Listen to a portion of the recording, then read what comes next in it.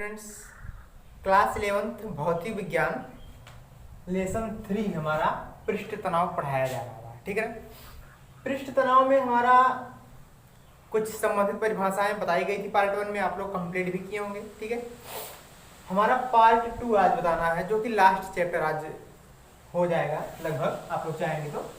हमारा next topic है द्रव की सतह से यच ऊंचाई पर केशिकीय उन्नयन के लिए सूत्र का निगमन। तो आप लोग नोट्स में लिखेंगे, पृष्ठ तनाव में जो कुछ लिखा गया था उसको छोड़ने के बाद हमारा नेक्स्ट टॉपिक आप लोग यह नोट करेंगे। ठीक है, अब इस टॉपिक का मतलब क्या है, द्रव की जो सतह है, मान लेते हैं, अभी इस परिभाषा में मत जाइए क्योंकि आप लोगों को समझ में नहीं आएगा बिना बताए। ठीक है ना, समझ लीजिए कुछ लिखा ही नहीं गया है। ठीक है, ध्यान समझिए, हम यहाँ पर एक फिगर बना रहे हैं। यहां पर हम कोई पात्र ले रहे हैं, ठीक है, मान लेते हैं कि क्या है, कोई पात्र है जिसमें द्रव भरा हुआ है। किस घनत्व वाला? रो घनत्व वाला। ध्यान समझिएगा, माना किसी पात्र में रो घनत्व वाला द्रव भरा हुआ है, या तो समझ में? ठीक है, रो घनत्व वाला द्रव भरने के बाद जिसका पृष्ठ तनाव, क्योंकि हम लोग ये चैप्टर किसके लिए पढ़ रहे हैं, पृष्ठ तनाव का ही चैप्टर पढ़ रहे हैं ना। पृष्ठ तनाव को किससे डिनोट करते हैं? कैपिटल टी से, ये भी पिछले वीडियो में बताया गया है। ठीक है, तो माना किसी पात्र में रो घनत्व वाला द्रव भरा है जिसका पृष्ठ तनाव क्या है? कैपिटल टी है। द्रव पात्र में एक बेलनाकार टुकड़ा डाला जाता है। बेलनाकार टुकड़ा का मतलब जिसे केस नली कहते हैं। पात्र में आर त्रिज्या की एक केस नली डाली जाती है। हमने केस नली डाल दिया, ठीक है ना। किस त्रिज्या का है केस नली? आर त्रिज्या का। और केस नली हमेशा कैसा होता है? गोलाकार। जैसे मान लीजिए पेन ही है आपका, पेन कैसा है? गोलाकार है, लेकिन लंबाई है इसकी। तो आर त्रिज्या की एक केस नली द्रव में डाली जाए, पात्र में डाली जाती है। अच्छा, आप लोग ये बताइए, बर्तन में पानी भर के रखा हुआ है, अगर उसमें कोई भी टुकड़ा डालेंगे तो जल ऊपर आएगा कि नहीं? कुछ तो ऊपर उठेगा ही। तो वही हमने क्या किया, जैसे ही इसने पात्र में केस नली, यहाँ पर लिख दे रहे हैं, क्या है आपका? केस नली, और यह नीचे आपका पात्र है। जैसे ही पात्र में हमने केस नली को डाला, द्रव की सतह क्या है? कुछ ऊपर उठ जाती है। यहाँ तक समझ में आया? इसके बाद यहाँ पे जो पृष्ठ तनाव कैपिटल टी है, हमने इसको दो घटकों में वियोजित कर दिया। कौन कौन से दोनों घटक हैं? यहाँ पर एक अभिलंबवत बल लगता है, उसको हमने टी साइन थीटा से डिनोट कर दिया। एक ऊर्ध्वाधर बल लगता है ऊपर की ओर, हमने उसको टी कॉस थीटा से डिनोट कर दिया। ठीक है, एक बार फिर से समझेंगे तो, माना किसी पात्र में द्रव भरा है, लेकिन द्रव का घनत्व क्या है? रो है। यानी किसी पात्र में रो घनत्व वाला द्रव भरा हुआ है जिसका पृष्ठ तनाव क्या है? Capital T. आर त्रिज्या की एक केस नली को पात्र में डाला जाता है जिससे द्रव अपनी सतह से यच ऊंचाई ऊपर उठ जाता है।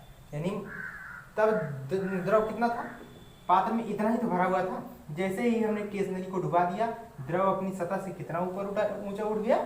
यच ऊंचाई ऊपर उठ गया। हमने क्या किया? पृष्ठ तनाव को दो घटकों में वियोजित कर दिया। पहला घटक आपका टी साइन थीटा जो लंबवत लग रहा है, और टी कॉस थीटा जो ऊर्ध्वाधर की है। ऊर्ध्वाधर का मतलब ऊपर से। ठीक है, तो ध्यान से देखिए, हमने वही लिखा भी है यहां से, माना किसी पात्र में रो घनत्व वाला द्रव भरा है जिसका पृष्ठ तनाव कैपिटल टी है। आर त्रिज्या की एक केस नली को पात्र में ऊर्ध्वाधर रखा जाता है जिससे द्रव अपनी सतह से यह ऊंचाई ऊपर हो जाता है। पृष्ठ तनाव टी को दो घटकों में वियोजित करने पर टी साइन थीटा जो केस नली के बाहर लग रहा है अभिलंबवत, जिसका परिणामी शून्य है। यानी टी साइन थीटा से कोई मतलब नहीं है। क्यों? क्योंकि जो हमारा केस नली डुबोई जाएगी, यह इधर नहीं आ रही है, वह सीधे नीचे की ओर जा रही है। तो बल तो ऊपर से ही लगेगा, यह इसका परिणामी टी साइन थीटा का मतलब तो क्या हो जाएगा? शून्य। तो टी कॉस थीटा कहाँ लग रहा है? ऊर्ध्वाधर लग रहा है, जिसके कारण वह अपनी सतह से ही तो ऊपर उठ जाता है। ठीक है, अब ध्यान दीजिए, हम केस नली की बात कर रहे हैं, निगमन कर रहे हैं यहाँ पर। केस नली की परिधि आप कहेंगे सर परिधि क्यों ले रहे हैं, क्योंकि केस नली कैसा है, बेलनाकार है, और बेलन क्लास 10th में आप लोग पढ़े हैं चैप्टर, ठीक है ना। तो केस नली की परिधि, परिधि का फॉर्मूला होता है 2πr, केस नली की परिधि पर लगने वाला बल बराबर केस नली में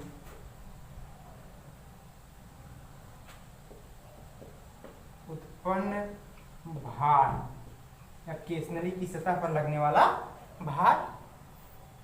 अब ध्यान से देखिए, परिधि तो हमने 2πr लिख लिया, लगने वाला बल, बल दो लग रहा है, एक t cos थीटा, एक t sin थीटा, लेकिन हमारा t sin थीटा क्या है, शून्य है, इसका परिणामी बल कौन सा लग रहा है मेनता, t cos थीटा, यह t आपका बल ही होता है, जान लीजिएगा, बराबर केस नली में उत्पन्न भार, भार बराबर होता है mg, न्यूटन का दूसरा नियम है, F बराबर mg होता है, भार यानी बल वही।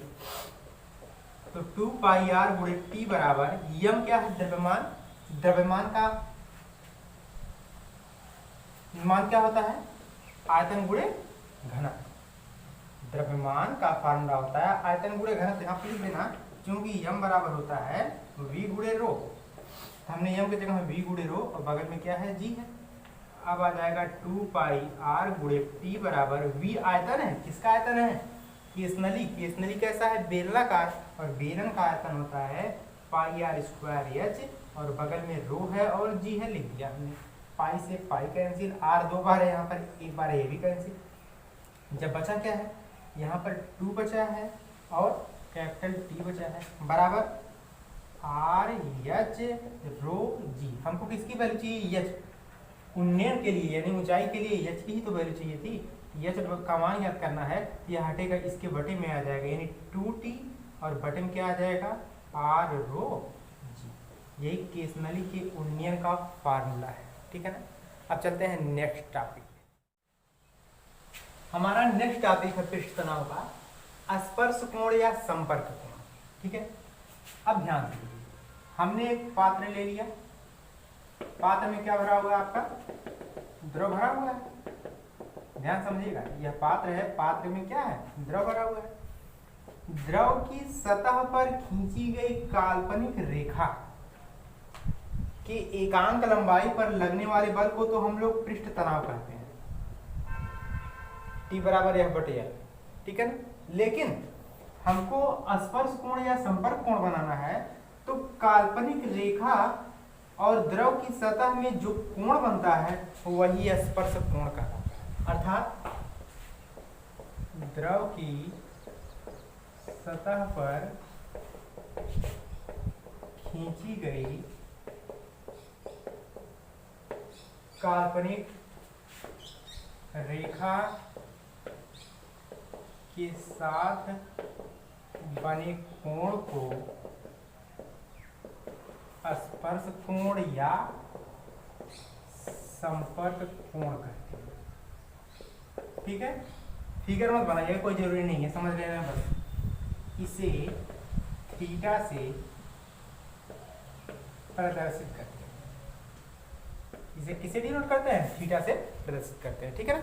तो आप लोगों का पृष्ठ तनाव चैप्टर पूरा कंप्लीट होता है, सब्जेक्ट में लिखेंगे, जो भी टॉपिक समझ में नहीं आता है आप लोग उसको कमेंट बॉक्स में कमेंट करके पूछ सकते हैं, ठीक है। आज के लिए इतना ही, अब नेक्स्ट डे से नेक्स्ट लेसन पर